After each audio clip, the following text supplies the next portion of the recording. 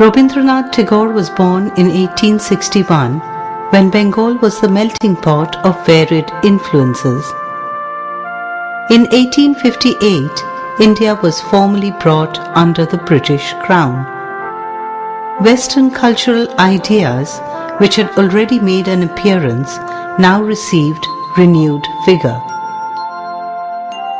However, in India's history, each cultural encounter, whether Muslim or British, left a pronounced and layered imprint over an ancient Hindu civilizational core.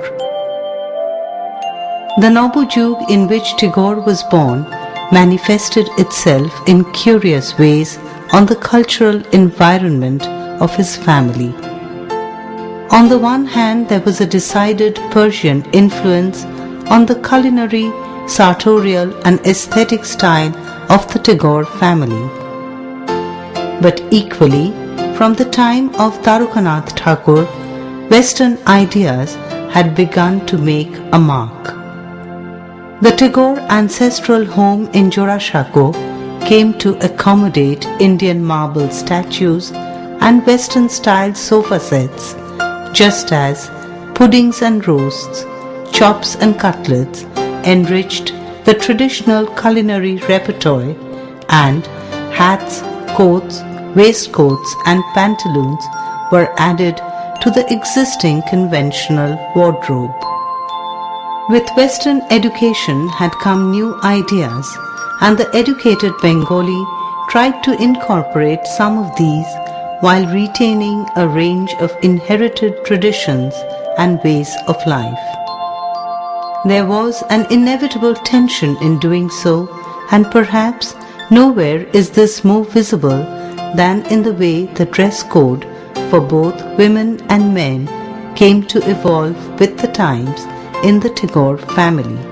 We now present a glimpse of women's fashion of the Tagore household.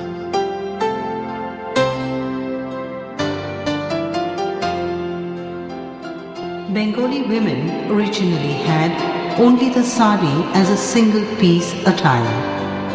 There was no blouse or petticoat, but plenty of jewelry, elaborate hairstyles with flowers, and alta on the bare feet.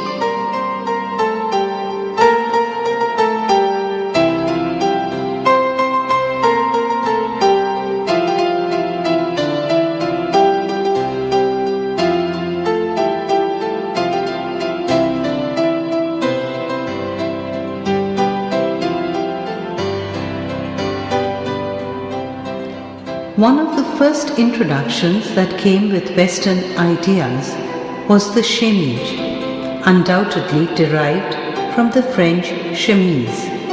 The Bengali chemise was a long dress over which the sari could be draped.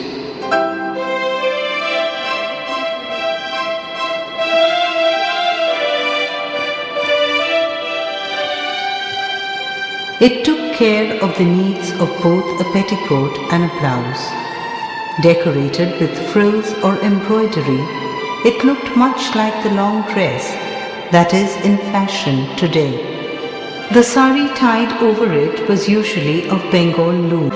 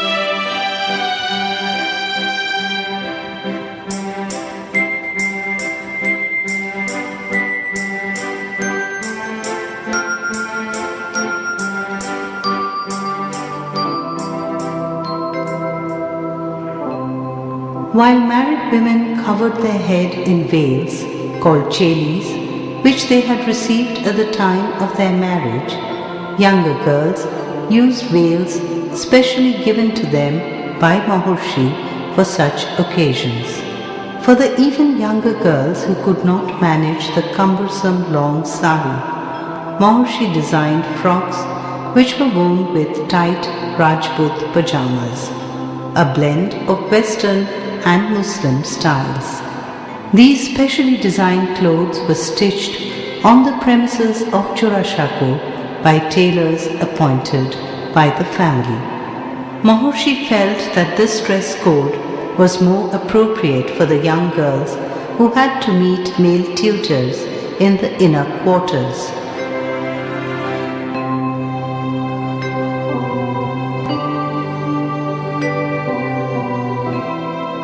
Perhaps the most revolutionary impact on women's fashion in the Tagore family came from Gyanodhanandini, wife of India's first Indian civil servant, Rabindranath Tagore, the poet's elder brother.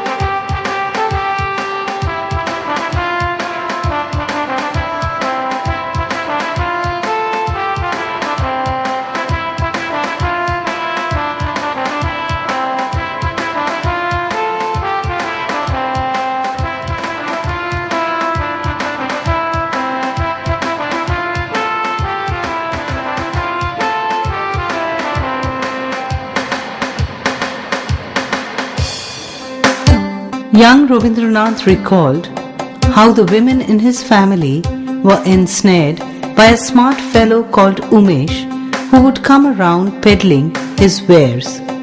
He would put together scraps of colored silk collected from English tailoring shops and make blouses and jackets with them. To these garments he would add bits of net and cheap lace and fur and sell them as the very latest fashion.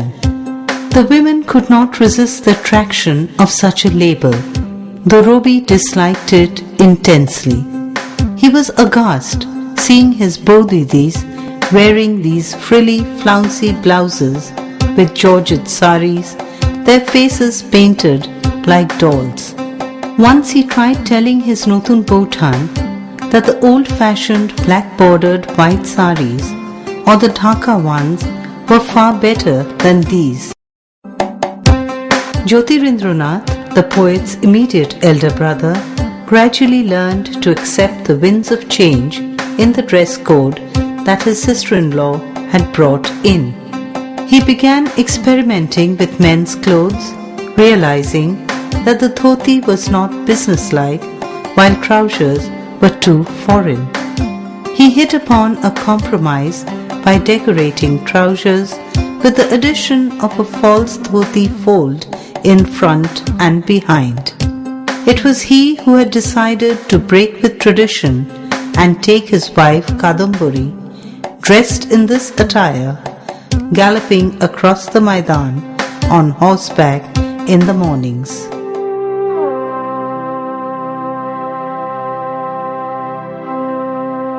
Rabindranath too had his hand in sartorial experiments. In 1917, his artist nephews Obon and Gogon started a culture club called Bichitra, which tried out innovative cultural initiatives in art, food, decor and dress. The introduction of the Baku or long dress from Darjeeling so impressed the poet that he adopted it as his own attire. For most of his life, Tagore wore this jobba in which he felt he had finally found a dress that was comfortable, distinctively Indian and yet did not appear strange when worn abroad, which kept him warm and yet was not restrictive. One has to agree though that the dress matched Tagore's personality, his tall stature and distinctive looks, complete with a flowing beard. It conjured up rather erroneously the image of a Christ-like figure when his spiritual poem collection Gitanjali went on to win the Nobel Prize. It is not a surprise, therefore, that he had few takers for his jobba, and the fashion died out with him.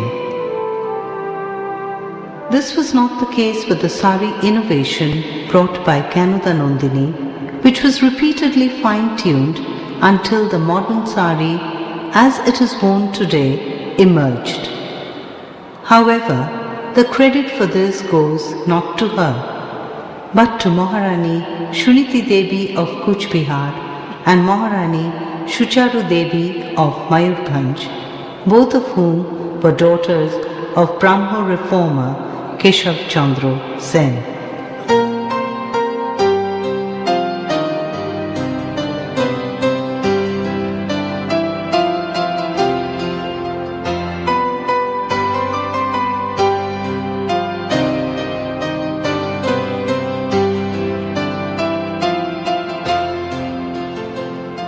When the Delhi Darbar was announced in 1911, these royal ladies, realizing that they were expected to be present, styled the sari to be worn in pleats in front, with the pallu turning around once over the left shoulder and hanging at the back. This is the way the modern style of sari evolved and came to be accepted all over the country. This still continues to be the prevalent style.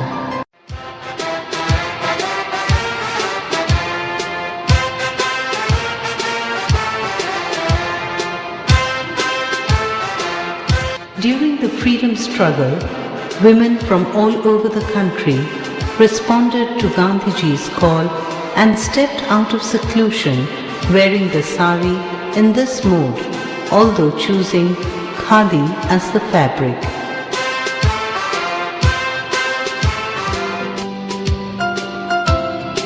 As the century progresses, it is at once amazing and humbling to note that Indian fashion as we know it today and will know it in the future is a blend of the past and the present.